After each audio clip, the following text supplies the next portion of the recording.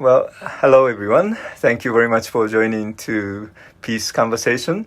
This is sort of new program, but for on the occasion of the 75th anniversary of Hiroshima and Nagasaki. So I invited my friend who are really working for the peace building and share their thoughts and the activities and whatever they like to share. And so today I have my long-time friend now, almost like 20 years. And so David Janes. And so I will be very grateful that you are able to come today. And thank you very much.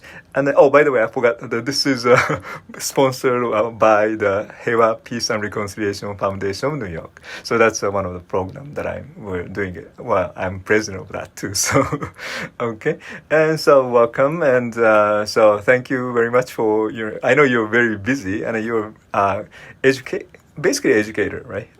I understand your position is a really educator, so you do a lot of school things, and so which is very wonderful. And so recently you invited me to be a speaker for the Asia Engage. And right. So that was a nice program. I enjoy talking with you. So this is more like a part 2. So since you asked me before, so I wanted to ask you some of the questions. You get to ask the questions now. Yeah. Well, of course you can ask me the question again, but we don't want to change the that kind of things. But anyway, sorry. Before we begin, maybe since some of the viewers doesn't know who you are, so if you don't mind, explain just briefly is fine. But of your, so many background you have. So some of the highlights of your background would be great. Well, thanks so much for having me, TK. And it's really great that we've known each other for so long, for 20 years, and. Yeah. Are now getting a chance to engage in some deeper conversations together. I really always admire your demeanor. You make everyone, I think, happy, and really appreciate your support of Engage Asia as well, and doing that interview. So thanks a lot for having me. Thank you. Today. It's a pleasure to support your great work. And well, I guess there's lots of ways to introduce oneself, but maybe relevant to this conversation are perhaps 2 or 3 things. One is I sort of got passionate about Japan in high school. In a very interesting way. It was actually through a high school English literature teacher who has become a great friend. His name is David Murphy.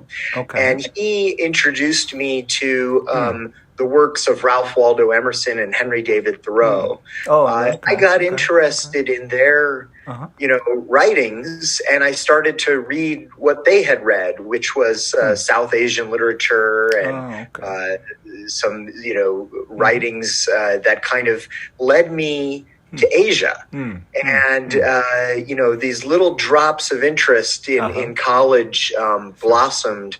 And eventually I took a class in Asian art and architecture, junior year in college, which took these little drops that started in high school and kind of pushed them over the edge and made me decide I have to go to Japan. And the reason was I wanted to be in Japanese temples and shrines. I just wanted to sort of experience that architecture firsthand. And TK, I never knew that would lead to a lifelong, relationship with Japan and professional work with Japan.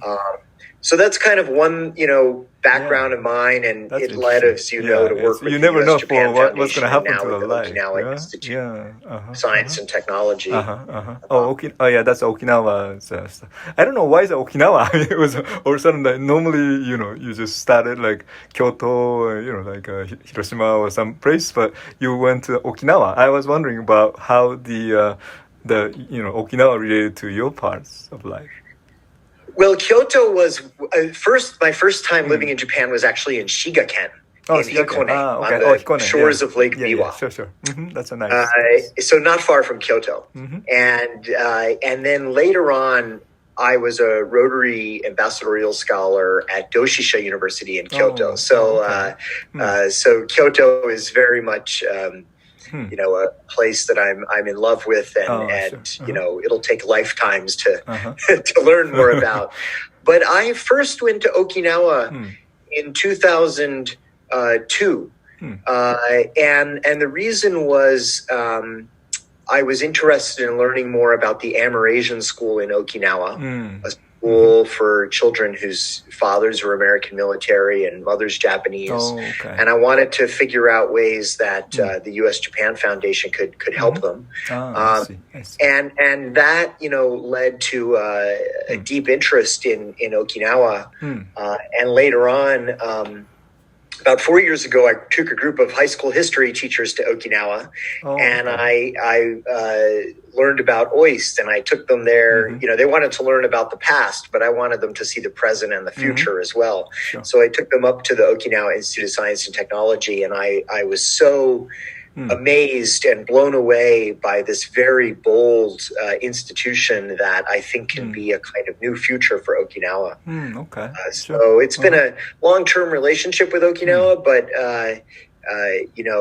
only 2 years now of working with the university there. Oh, I see. Because I actually myself, I never been to Okinawa, so that's one of the places I need to go. Hey, TK, come on, I'll take you. Oh yeah, next time, so you can show me. I wish I could go before the burn, of those Shurijo. Shurijo, yeah. That was sad in a way, but. When it's rebuilt, maybe at that same time, coronavirus will be gone and we can travel together to Okinawa. That's true. Yeah, timing is a little sometimes weird, but anyway. So yeah. So what's the? Do you have one more thing you wanted to share? You said, or I think one of the things I've for years since high school, I've had this sort of interest in Japan, right? That I mentioned. Right. But I've had another kind of interest, which relates to this conversation too, and it's an interest in kind of social justice and maybe peace-related kinds of activities, and that started in college. As I said, this high school teacher really influenced me, and when I was a freshman, I thought I wanted to be a high school teacher.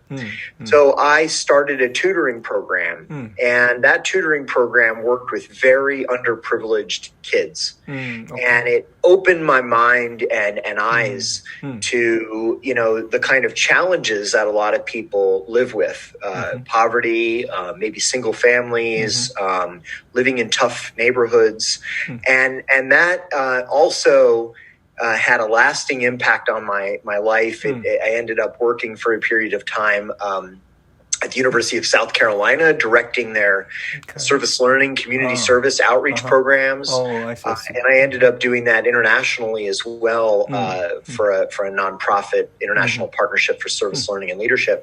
But these two interests are always very deep in my mind. This love of Japan, international education, related to Japan, and also this interest in how can I help? What small things can I do to try to make people's lives better who are living in tough conditions? And when I can combine those two things, I'm really happy. When I can sort of work on a program that's reaching out to kids. I mean, with OIST, for instance, we're reaching out to K through 12 students all throughout Okinawa and trying to increase their educational abilities, or working with programs that bring young kids from maybe rural parts of the U.S. to Japan. That kind of stuff is really rewarding. But those are two themes in my life, I guess, that I'm always trying to play with. Okay. Yeah, that's wonderful. I think you wanted to also experience really, not like learning on a desk or whatever, the classroom, but rather you go. Sometimes you have a lot of exchange people going there and so forth. Then you see, you really feel or smell, all the things that they experience. That makes a big difference, I think. It does make a big difference, and this is going to be such a challenge in this time that we're living in, when exchange is unsafe. Really, that's true. So it's great. We have this great technology, which I'm so thankful for, and we can do a lot. But as you just said, there's nothing there's no true substitute for smelling a place, being face to face, being in a context. And, we're going to have to make do with technology now. And I think for the long term, technology will always, supplement real change. But yeah, no, it's really important. Yeah, but anyway, so I'm actually also interested in education, especially peace education. And then I know your background has also nonviolent education type of things too. So which is, for me, it's very interesting, and wanted to learn from you more.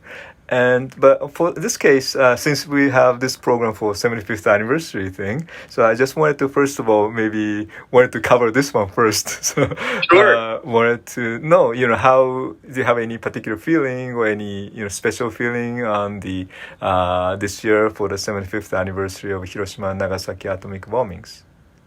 Yeah, well, first, I think it's great that you're doing a program around that, because there's a lot going on in the world today. So many changes too. My program is supposed to be this way, now changing. Yeah, but still, with coronavirus, with with so many the racial tensions going on. Right. I guess I've been a little bit sad that the 75th anniversary is potentially going to be overshadowed by these things. So I'm really grateful that you're highlighting it. And with Engage Asia, we're doing a little event on August 5th evening as well. Right. But I've done a lot of projects with Hiroshima, and one of and some writing too. And I shared some photos with you earlier today. I want to ask you why you choose that photos. I'm going to show you here, here and there. So later on, I just added the pictures, so you can explain what they are, why you choose those 3 photos.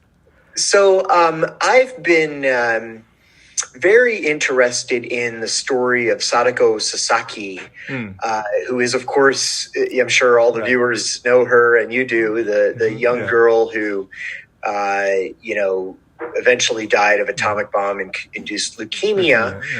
And when she was in the hospital, she ended up folding, apparently 1,000 cranes.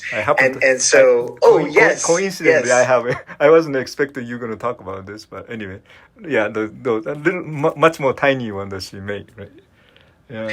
So I'll tell you how I've always been interested in Sadako's story and have done a lot of projects in Hiroshima, but TK, one of the things that really captivated me was after 9/11, when the 9/11 museum, not the big museum, but the 9/11 Tribute Center, first museum that opened, when that opened, they collected a lot of paper cranes that had been sent and draped around the World Trade Center area. And eventually, Sadako Sasaki's older brother, Masahiro, donated a small red origami crane. That was, powerful. Because I don't know you know or not, but I actually did that invocation. The little chanting for that. You were deeply involved with that. So, yes. I didn't know that, TK. Yeah, anyway, just little note. But I got really captivated with, people involved with the museum who I got to know well and became good friends. Repeatedly told me that this crane, the small red crane made of a methotrexate pill wrapper, that medicine was made in the U.S., shipped to the Atomic Bomb Casualty Commission in Japan, and ends up being taken by Sadako, and she uses the wrapper to make this particular crane. That crane ends up being, eventually given to the 9/11 Tribute Center. I didn't know you did the invocation, but there you go, a good connection.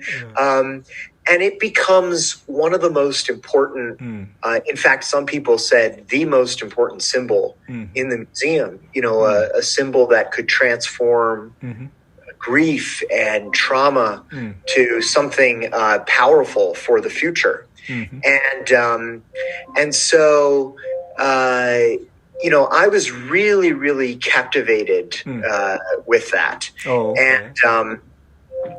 And so that eventually led to an interest in doing some writing about, how did that crane get there? Yeah. And then later, it turns out that the 9/11 community goes to Japan to help out with the 3/11 community, and they bring a piece of steel from the World Trade Center in the shape of a crane and have it,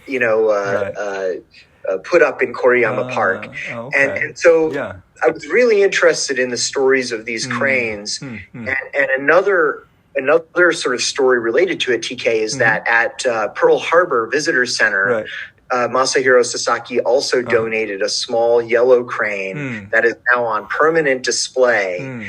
The idea is that it's trying to show no matter who starts a war, it causes peace and suffering on all sides. And so it transforms almost, Pearl Harbor from a war memorial to a peace memorial.